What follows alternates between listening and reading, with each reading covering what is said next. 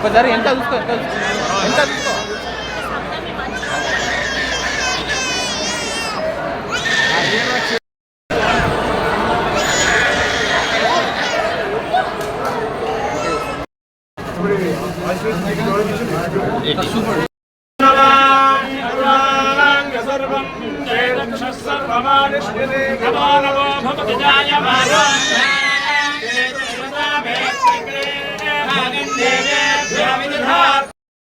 శివాయ శివాయ శివతరాయ శివతరాయ శివతరాయ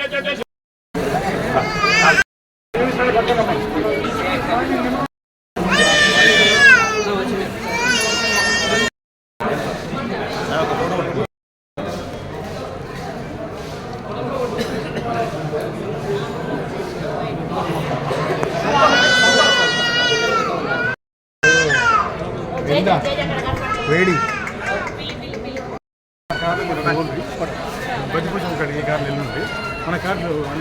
స్వామి దర్శనం స్థానిక శాసనసభ్యులు మరియు విప్ ఆది శ్రీనివాస్ గారు వారు తీసుకొచ్చి ఎన్నికల కోడ్ ఉన్నందువలన అధికారులు లేకుండా మరి దర్శనం చేసుకోవడం జరిగింది.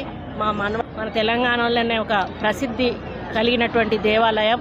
మరి ఇక్కడ భక్తులందరూ కూడా పెద్ద ఎత్తున వచ్చి బద్దిపోషమ్మకు చేసుకోవడం కానీ మరి కోడెను తిప్పడం కానీ ఇటువంటి ఎన్నో మొక్కులు మొక్కి వారు సమస్యలు మరి మొక్కుకొని అవన్నీ కూడా తీర్చేటువంటి దేవుడు రాజరాజేశ్వరి స్వామి దేవుడు.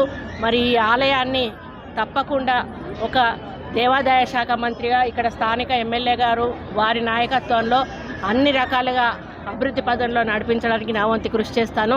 గత ప్రభుత్వంలో కేవలం వేరే శాఖల్లోనే కాదు దేవాదాయ శాఖలో కూడా మితిమీరినటువంటి అవినీతి జరిగింది, అక్రమాలు జరిగినాయి.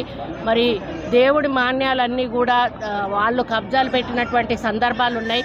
మేము ఎంక్వైరీకి ఆదేశించడం జరుగుతుంది. ప్రతి ఒక్క దేవాలయం ఎంత భూమి ఉంది ఆ దేవాలయం కింద వాటి సర్వే నెంబర్లు ఏంటి సర్వే చేపించి హద్దులు పెట్టించి దేవుళ్ళ పేరు మీదనే మేము పాస్ పుస్తకాలు ఇప్పించేటువంటి కార్యక్రమానికి శ్రీకారం చుట్టబోతా ఉన్నాము.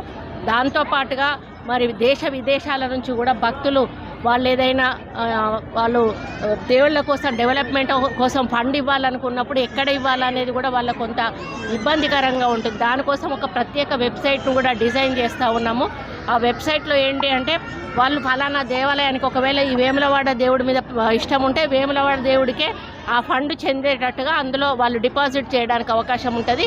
లేకపోతే జనరల్గా కూడా యాడ్ చేయండి. ఆ వెబ్సైట్ని మొత్తం ప్రపంచవ్యాప్తంగా కూడా మరి తీసుకెళ్ళి పెద్ద మొత్తంలో మరి ప్రజల నుంచి కూడా మేము ఫండ్స్ వసూలు చేసి మా దేవాదాయ శాఖ నుంచి అదేవిధంగా కేంద్ర ప్రభుత్వం నుంచి అంటే ఏదైతే తిరుమల తిరుపతి దేవస్థానం ఏన్షియన్ టెంపుల్స్ ఏవైతే కాకతీయుల కాలం నాటి కట్టిన టెంపుల్స్ ఉన్నాయో వాటన్నిటికీ కూడా తిరుపతి దేవస్థానం నుంచి మనం ఫండ్స్ తీసుకోవచ్చు.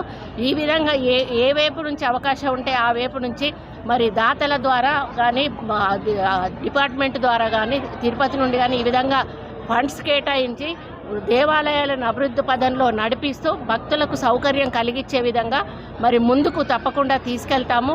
అన్ని కమిటీలను కూడా కొత్త కమిటీలను వేసి వాళ్లకు కూడా ఆదేశాలు ఇచ్చి గతంలో ఏదైతే దోపిడీలు జరిగినాయో అటువంటి దోపిడీ జరగకుండా మరి ప్రశాంత వాతావరణంలో భక్తులు వచ్చి మరి దేవుణ్ణి దర్శించుకునే విధంగా మేము తప్పకుండా చర్యలు తీసుకుంటాం.